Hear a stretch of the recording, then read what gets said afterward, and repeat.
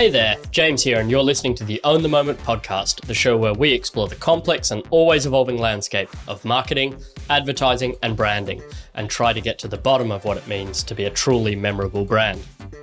The Own the Moment podcast is brought to you by Como Technologies, a self-service, complete customer engagement platform that helps you cut through the noise to truly connect with your customers and retain and grow those connections over time. With Como, you can build and deploy new campaigns, activations, promotions, and programs in days, not months, and our software is used by some of the world's biggest consumer brands, from Heineken to Budget, Goodman Fielder, Foxtel, JLL, Williams Racing, and McDonald's. Learn more at como.tech. Hi everyone, James here, and you're listening to a special live edition of the Own the Moment podcast, recorded live from within Seven House at Sydney's South by Southwest Festival in late October of this year. Let's get straight into it. Hi everyone, welcome to this special live edition of the Own the Moment podcast, and it is my great pleasure to welcome to the stage Susan Coghill, the Chief Marketing Officer at Tourism Australia. Hello everyone. Thank you so much for having me. Thank you for having me, and thank you all for turning out. I know there's an incredible array of things you guys could be seeing at South by Southwest Day, so thanks for joining us. Too humble, Susan. Before we begin, I'd like to acknowledge the traditional custodians of the land that we meet on here today, the Gadigal people of the Eora Nation. Susan, for those not familiar with your background, which I think is almost no one in here, could you start by giving us the elevator pitch of your career and how you got to where you are today? Yes, so the elevator pitch for my career, which I had to go back and look at my LinkedIn to remind myself of how I framed it, but I am a long-time creative agency devotee who's turned client, and now I'm trying to do good work that makes a difference, that drives commercial effects from the inside, where I believe I can make even more of a difference. I mean, and that theme of switching from agency to client is, of course, the main topic of today's talk. But before we jump into that, I want to go all the way back. I heard you say on the Gasp podcast a few weeks ago that you were a kid with lots of varied aspirations, no clear direction. You talked about wanting to be an archaeologist. Very much the movie era, and now I'm completely blanking. Indiana Jones, thank you. Raiders of the Lost Ark era. Sports medicine, a lawyer. Yeah. Do you know what wasn't in that actually? And I think I was too shy to say it on that podcast, but I'll say it in this room. I really wanted to be a Charlie's Angel as well, which fully dates me. But I really wanted to be a Charlie's Angel at one point. But yes, yeah. No, when I went into university actually. After high school, I had two things. One is sports. I was a soccer player. I'm that generation of young American girls who grew up playing football, and played competitively in high school and in university as well. So I kind of was really keen on going that direction. But then I also had this strong interest in French. Interestingly, I'd done really well in high school. I did an exchange program in high school. I spent a summer in Lyon with a family there. So I kind of went down both paths of starting to study sports medicine and also studying French and maybe thinking I might do something in international law. After a while, I kind of decided, well, I'm not going to go to medical school, so I'm not going to be a sports doctor. I don't want to tape ankles, so I didn't want to be a trainer necessarily.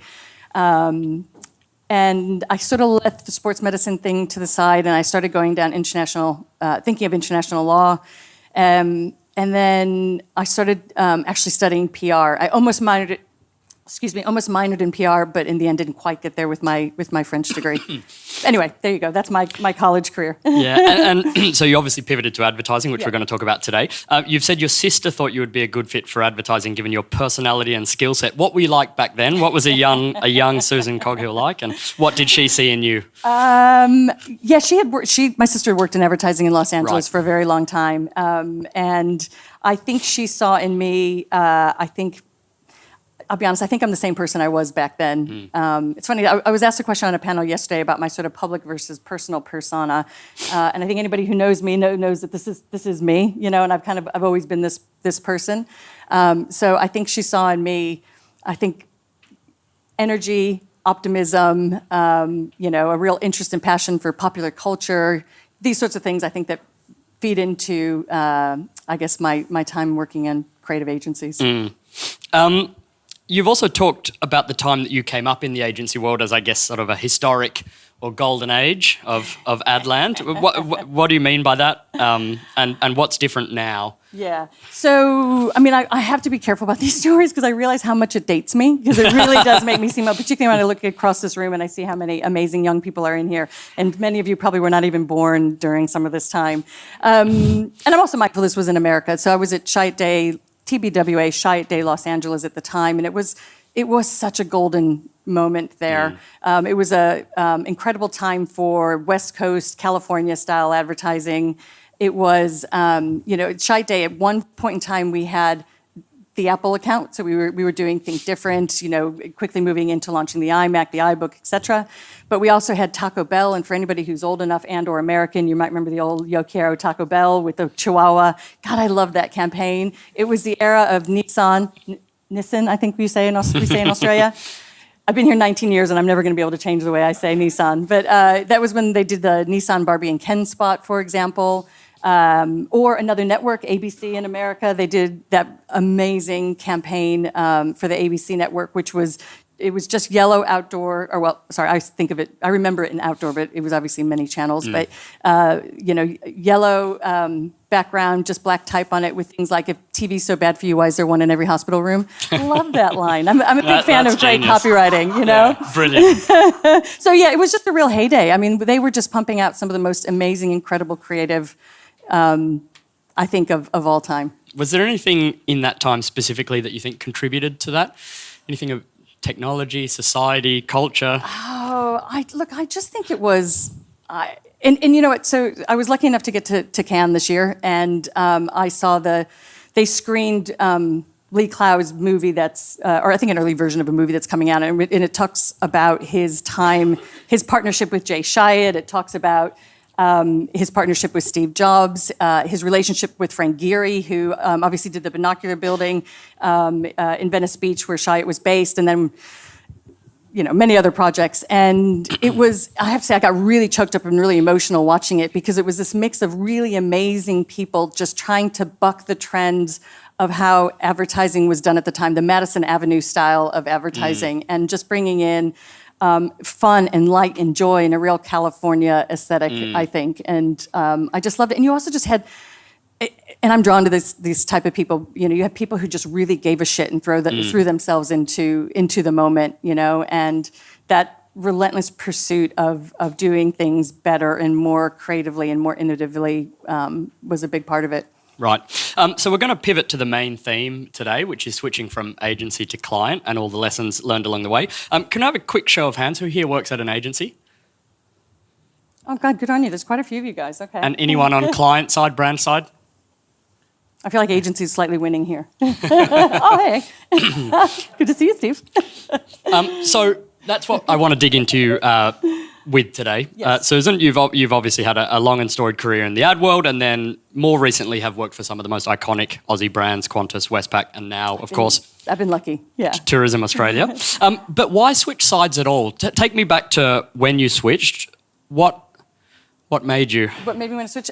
For me, I think it was about getting a little closer to the fire. Wanting to be closer to when and where the decision was being made, not wanting to be sort of at the end of the process that was just sort of about the ads or the executions, but actually being able to contribute upstream to the strategic thinking, to the development of the brand, and then ultimately how we get to those creative ideas and how we express that to consumers. And I just felt I could be more effective and more impactful client side. Was it challenging? Challenging to find the opportunity. Look, I'll be honest, it kind of was, because I think there was a belief then, and when I say then, it was, probably, I don't know, 12 or 14 years ago, I was making the shift. And I think in some client circles, there was a perception of like, oh, no, we don't want agency people. I want people who've worked, brand side only, which Mel will appreciate. That's just insane. A large portion of my team at the moment comes from the agency side, because they bring that energy, the entrepreneurial spirit, that sort of problem solving, nature, So for me, trying to find a path to a client side job took a little bit of time, to be honest, and I did get some good advice from a headhunter once, and he's like, what, the easiest way to make a transition is with a brand or a client that already knows you. And ultimately, that is what I did. And I kind of took a step back. I was a group business director at the Campaign Palace, and I moved across to Westpac, and my first role was as a senior marketing manager. And for me, that was such a good investment of my time and, to a degree, my ego, right? Like, who wants to take a step back in their career? Nobody does. But I had to believe that it was ultimately going to serve me well to go down this other pathway. So, I mean, we're talking about agencies and brands as if they're these totally different worlds. Any stories or memories from Westpac that illustrate a culture clash, or is it less dramatic than that? Look, it's interesting. I guess the biggest thing to understand when you're working client side versus agency side is that advertising is one small portion of what we do. And I know when I was agency side, I heard that all the time. Like, your client only spends 10% of their time on advertising, but it's not until you're really client side that you're like, oh shit, yeah, that's really true. And we think we know stakeholder management when we are agency side, particularly if you're account management, because that is a big part of what you do. You're managing stakeholders at your client side and even within your own team and business. But there's nothing like stakeholder management when you're client side. And I think when you're agency side and you're having conversations, you're generally talking to a marketing client who understands marketing. Our set of stakeholders internally, they don't always understand marketing. They don't always come from that background. So it's a whole other skill set to figure out how to explain to them the value of marketing and bring them on that journey. Right.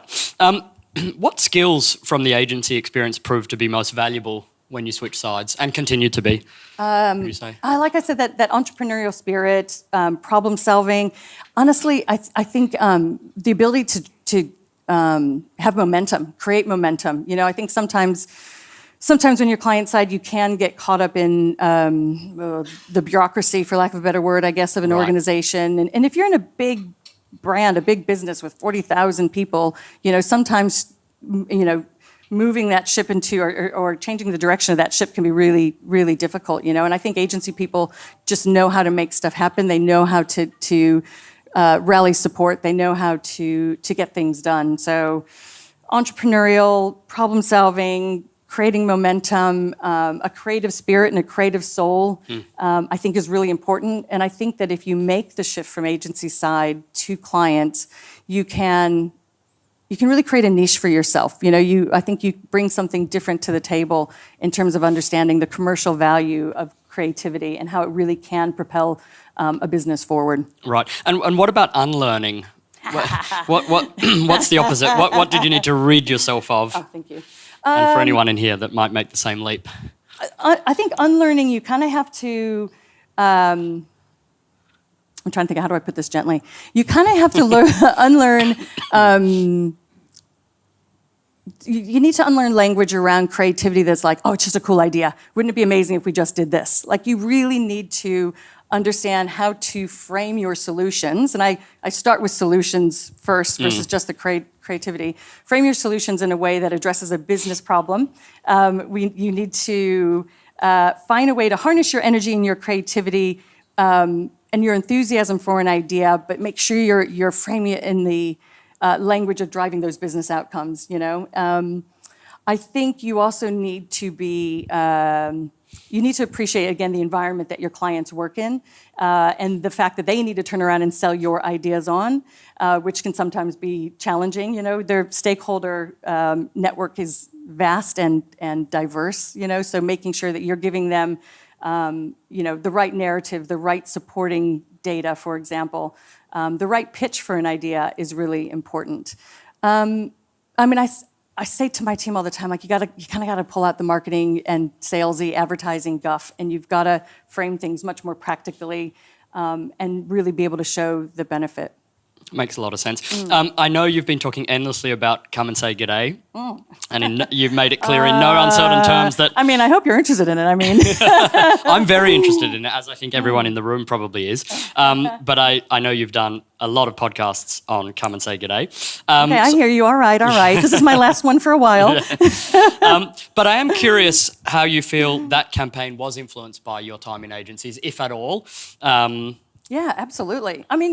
look, I think every campaign that I've worked on is influenced by my time in agencies. And, if I look at it, I would say the creative storytelling and breaking rules sort of maybe is influenced by my time at Day, sort of working on Apple. I think the strategic smarts and the sort of analysis that sits behind it is probably influenced by my time at BBH and the amazing strategists that I encountered there, and certainly the sort of energy and drive to get something so vast and monumental, kind of making it happen and out the door, and again, lining up all my stakeholders within Tourism Australia, across our state partners, across our government stakeholders, across our industry. That takes a tenacity that I think definitely draws on my experience from being an agency person. Right. What are the most common misconceptions or myths that each side has about each other? That we have this easier client side. I mean, there's always, I think, a perception that the grass is greener, that we go home at 5 o'clock, and that it's so much easier, or, that we don't care about creativity, and I think the best clients care a lot about creativity, but they just really want it kind of framed again in the context of driving business outcomes. I think, look, client side, I mean, there's the old stereotypes of, selling in a creative idea just for a creative idea, for awards, But that's where the partnership between the marketing team and the agency becomes so, so important, so that each team member can explain the perspective of the other, to really make the business case to the various parties. Yeah. You had this great quote. You said, "We, the client, can ask some of the tougher questions, and the agency can help us reach for higher heights." Yeah. I think that speaks to that healthy tension. Yeah, and I'm, there's a lot of conversations around sort of internal agency or insourcing versus having an external agency partner, because you see, big brands are doing that. You see, sometimes big brands have been hiring creative directors even internally, which I think is interesting, and you see stuff come from that. But I also think that the objectivity, the closeness to culture, again, the creative fire that you get with a really strong agency partnership is super important. Whilst we're on insourcing, what is your take on that more broadly? Do you think that's something we're going to see more of, less of? Is it a fad? Is it here to stay? I think... I know we were talking just before. You're not a fan of big, bold predictions. I don't believe in absolutes. I think as soon as you say something absolutely, you're generally absolutely wrong, because there's always going to be examples that it doesn't apply to. But look, I think that businesses are always going to look for ways to get more value, drive better results and better outcomes. And if experimenting with in-house gives them an edge, I think we'll continue to see that. But predictions of agencies, in decline. I don't believe that in the slightest. I think we're just at a moment of evolution and change of how they partner with and service clients and drive those outcomes. It's a nice segue. So you've during 2020 you went through the Mark Ritson mini MBA program. I believe 2 of them. I did. I did the brand and marketing one. To be honest, I do these things a lot. I'm probably a very annoying manager to my team, because I'm constantly sending them either, we should do this class, or listen to this podcast, or have you read this article? I mean, for someone who'd seen so much success, why go back to school? To be more effective, and also just aren't we all curious about how things get better and how things change, how we can be better marketers? Right. So yeah. What's the sort of one thing that you took from those 2 courses? Maybe one's hard, but no, I can tell you. No, I can absolutely give you one. Although I feel like I'm answering a later question. But the importance of foundations, the importance of getting of understanding your customer, understanding your customer journey, understanding your competition, the culture that you're operating within, really understanding your media journey. I mean, it's so easy to get distracted by shiny things and think that you need to run after the next, new bit of technology or the next new marketing fad, when in actual fact, if you put more effort and more time into really understanding the foundations, you will make better decisions on all of those things along the way. We were talking about TV as an example before. Yeah. I mean, yeah, exactly. We were talking about, I love listening to Benedict Evans. I think he is an incredible brain, and he, with television, He talks about whether it's Netflix or other streamers. There was a point in time when people were like, well, they're technology brands. Well, no, they're TV brands, actually. And what people want to consume is really great content on TV, and it's how you surround that audience with great content and the extra destinations, content that you can build out for them in their customer journey is what's really interesting. The technology really is the enabler. Makes a lot of sense. Do you think something like the mini MBA could replace traditional marketing education? Again, I don't speak in absolutes. Sorry. I am a big fan of a broad education. I think a good liberal arts degree really just helps round people out, helps them become better thinkers, that helps them understand culture much better. That said, I also appreciate, and I have nieces and nephews who are college age now, and not all of them are necessarily cut out for the 4-year degree, Right. So I think what an incredible moment that we live in, that there are so many different ways to educate yourself and to stay up to date with the latest thinking in our category. But also I think there's nothing can replace on-the-job learning as well, Right. And actually, if you go back early in advertising, some of the best writers and art directors, they never went to school either. They were, just craftsmen who learned on the job. And it probably was craftsmen, by the way. It wasn't as many women in the time. But anyway, craftspeople.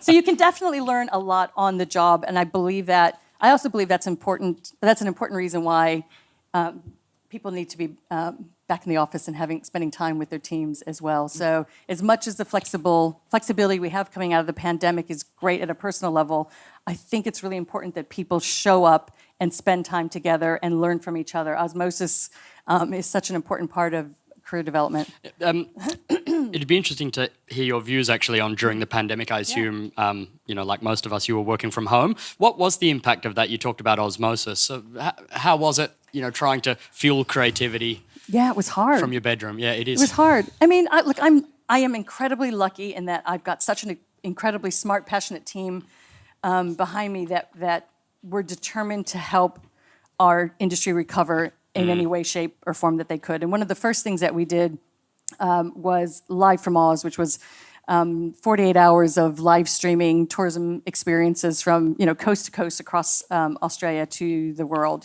So I think creativity still kind of bubbled up, and we found new and different ways to engage consumers around the world. Definitely, but that. I think being so spread out like that. I mean, it took its toll. I mean, the other thing was just, did anybody know when the day ended when we were all working from our dining room table? I know I Right.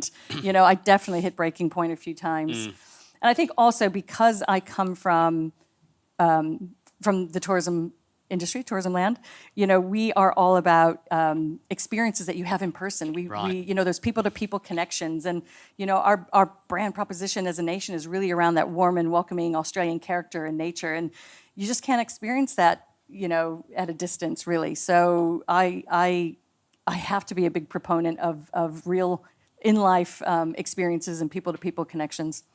Is there anything you miss about agencies? Can you see yourself going back, or is it a one-time switch? I keep asking bold.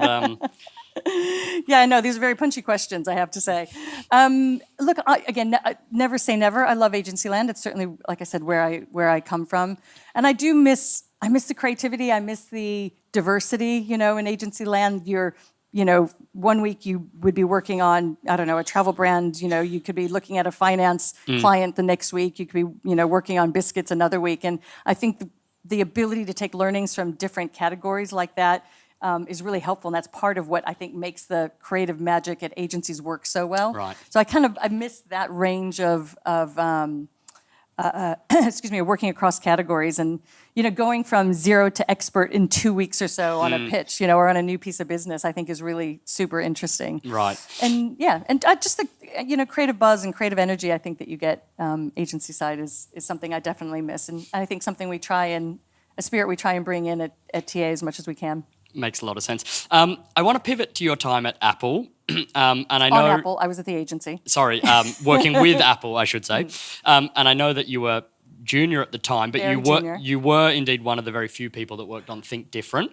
What was it like working on Apple and with Steve? Yeah. So and I can't help. I really do need to go to great pains to say I was a junior burger at the time. Not least of which is because makes me sound younger than I actually, you know what I mean? Like I wasn't a senior person back in the 90s. I was very young. I was training. But also because I cannot take credit for that incredible campaign. You know, I was a young person sort of enabling it and helping it to happen. But what I can say is it was incredibly formative for me, for the marketer that I've become, and for my view on brands and how creativity really does make a difference, and it really can drive commercial outcomes. And what I can also say is it really felt like a moment in time. You know, like I think we all knew then how incredibly special and like never to be repeated sort of a moment. Like Have you had another moment like that since, of that sort of magnitude of? Yeah, I mean, I've been pretty lucky in my career, you know. I mean, you know, Qantas feels like home, definitely. Right. You know, I think, you know, at Tourism Australia on projects like Dundee or, you know, Come and Say G'day felt like a really incredibly special moment, I think, for us, and that we've sort of landed on something that is clever, creative, and hopefully enduring as well. But yeah, no, but I mean, look, like I said, it was just a really special time at Shite Day at the time. It was an incredible moment at Apple, you know, because Steve had just come back into the business. And it was history in the making, you know. What was it like working with Steve? And I know you've probably been asked this a million times. Yeah, I mean, it's not like I was going to those weekly meetings with Steve by any means, but I was... you I did read somewhere that didn't you have some one-on-one time with him in Hawaii? I did. Interestingly, I was lucky enough, I guess, in my second week, they needed somebody to bring work to Hawaii. And again, just to manage expectations, I was a junior burger, and they're like, Susan, take this to Steve in Hawaii. I'm like, okay. Just in case? Yeah, just in case. And I'd heard about his character. I'd heard about what he could be like in meetings, you know, not knowing necessarily kind of what mood you get.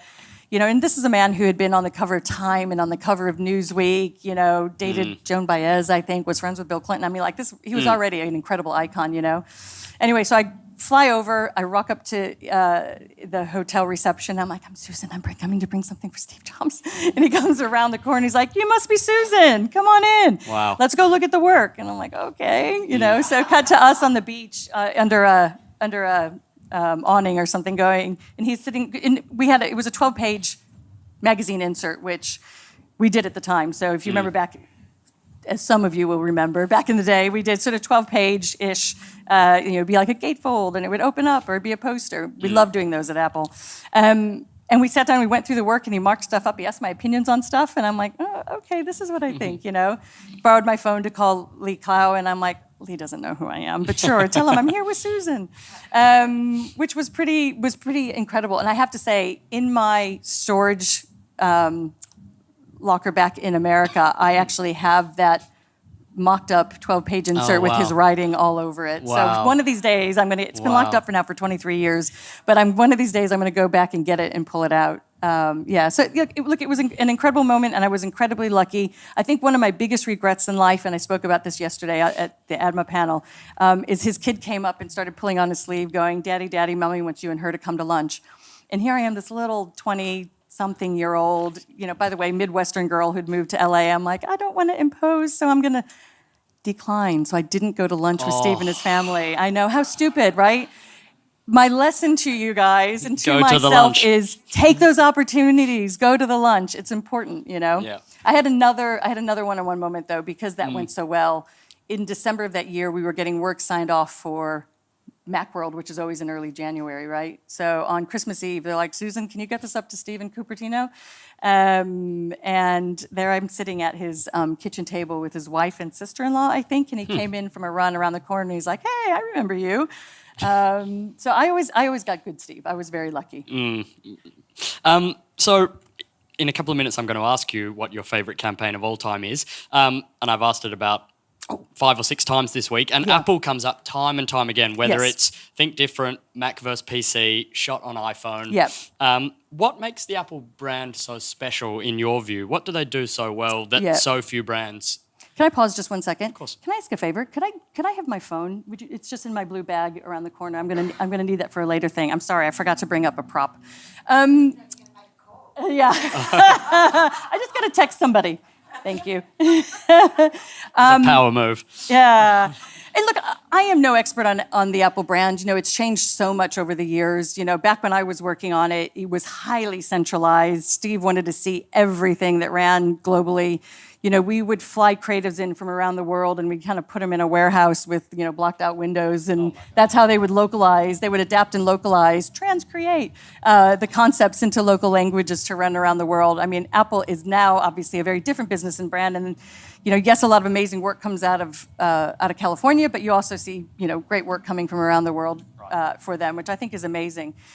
But it's also interesting, I think, that people always talk about the Apple Think Different brand campaign, and that's held up as this amazing sort of anthemic approach to developing brands, and it definitely was. It was also a moment in time for Apple. Again, Steve was just coming back in the business. He was changing their product lineup. As you would have seen that video of him sort of slashing and burning and doing the four quadrant thing, and I think we probably all used that in presentations about the importance of focus.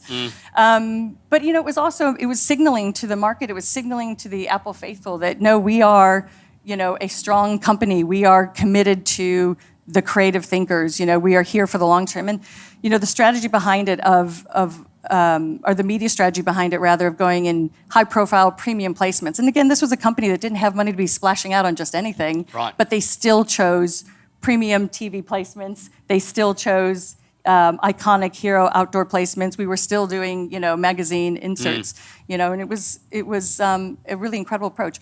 But if you look at who Apple is today, again, I'm no expert, but I love the way that they build their brand through great product storytelling, right, and that is true whether you're talking Mac versus PC from back in the day, or their iPhone launches, or if you look at how they do their iPhone or their Chinese New Year campaigns and films in China for the iPhone, where they get amazing directors to come in and basically shoot a little mini movie on their iPhone. Right. I mean, it's really incredible. Clever, yeah. And those things have kind of gone, by the way, from like a little 3 or 4 minute movie to I think the last one was like 22 minutes or something like that, So, yeah, their product and the product experience is at the heart of everything that they do. Right. Even though that they are lauded as like this amazing brand marketer. Right. That makes a lot of sense. Yeah. So I want to move on to the quick or not so quick fire round. Yes.